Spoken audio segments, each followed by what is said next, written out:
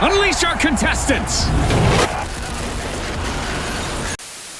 Shooters come in all shapes and sizes, so how does the finals really fit into this crowded space? Well, I think I've hit the nail on the head with this description. It kind of just feels like Battlefield on steroids. And if you've ever played Battlefield, you know exactly what I mean. Big, open environments, intense combat, and a heavy emphasis on teamwork and strategy. But the final cranks everything up to 11. The destructible environments give it a level of unpredictability and excitement that you don't get in most shooters. Adding some creative flair to it like grapple hooks, jump pads, goo grenades, and of course manipulating the world around you mid-match, and you've got yourself a game that feels fresh and new. Now yes, the finals was made by some ex-Battlefield developers, so there is going to be some of that DNA that still remains, especially in regards to environmental destruction, but it's still something that you don't see a lot of games doing these days. And I get it, the finals is still not perfect. While it still does stand out in terms of its gameplay and its replayability, it still has some hurdles that it needs to clear before it can be truly polished. Oh my god, wait, I fell in with you! One of the most exciting features of the finals is of course its destructible environments. This isn't just a gimmick, it's a game changer, a real fundamental part of the gameplay system. If you're used to static pre-built maps like in Call of Duty, the finals will feel like a breath of fresh air. The ability to blow up walls, create new pathways, or collapse entire buildings in the middle of a fight brings a level of creativity that you don't see every day. And the action that is caused by this is fast-paced and chaotic, but with this destructibility factor, it's also incredibly dynamic. You're never locked into a single strategy or the same 3 different pathways. You can adapt on the fly, creating opportunities or obstacles as you see fit. Whether you're defending your team by dropping debris on an enemy's pathway or opening up new sightlines by blowing up a wall, the battlefield constantly is evolving while you play. Now just to draw on the Battlefield comparison, the open world feel and huge maps along with the environmental destruction makes the finals feel more intense, high energy, and definitely a heightened version of Battlefield. It's got all the explosive action without sacrificing the deeper strategies that come with a more calculated playstyle. And it also makes sure that no 2 games are ever the same. No, did you make that? Did you?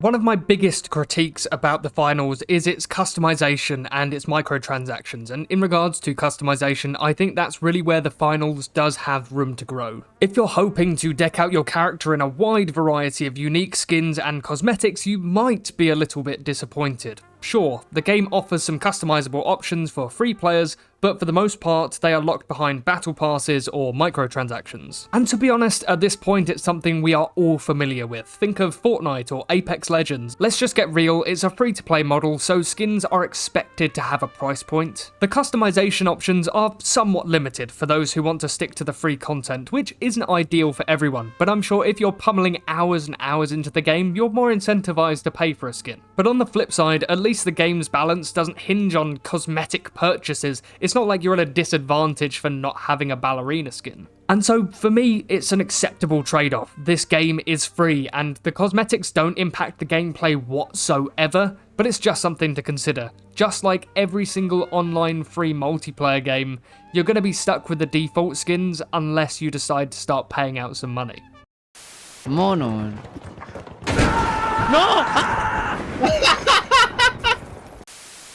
Like many other online multiplayer games, the finals has seen a player fluctuation. There are moments when the game is buzzing with activity and players are eager to dive in, especially if there's new content. But then of course there are those lulls where you seem to not be able to find a match as quickly or the servers feel a little emptier than usual. And trust me, this is a challenge for a lot of online multiplayer games. We've seen it with Marvel Rivals and we are seeing it with the finals. Player numbers are usually at their peak when the game first releases, and then it's a gradual decline which can affect the overall experience. The lack of a consistently large player base is always going to be a concern for a developer, but with consistent updates you usually keep bringing different people back. You know, it's not a deal breaker, but it's just something to keep in mind if you are looking to play a match right away, because sometimes you just might have to wait a little while. That being said, I do not want to disregard the player base because it is still active and they do have a dedicated core player base. And thanks to regular updates and new content drops, the finals player counts have remained relatively stable since its launch, which is absolutely fantastic, and it's one of the few outliers these days that has managed to actually stick around after its launch. This'll boom!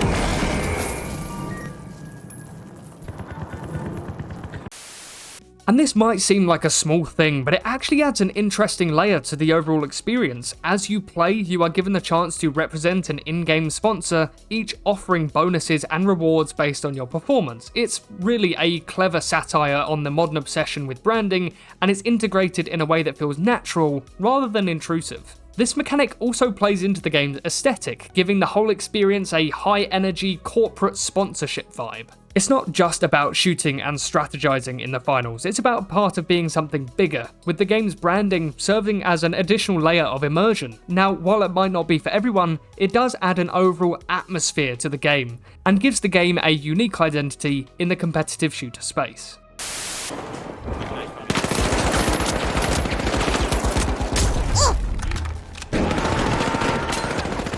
Bye-bye. As mentioned earlier, the finals has seen its fair share of player number fluctuations, but the community remains strong and passionate. There is a real sense of camaraderie, and that's something the game has done really well to foster. The developers have been active in responding to player feedback, regularly patching the game and adjusting balances where needed. This ongoing dialogue between the players and the developers is crucial for any game, especially a competitive one. Players are always looking for improvements, whether it's fine-tuning the gameplay or adding new content where it's lacking, but in the case of the finals, this interaction helps ensure that the game continues to evolve in ways that meets players' expectations and keeps them playing for longer. Let's get airborne. No! The ultra rares are busy unlatching Vault 3.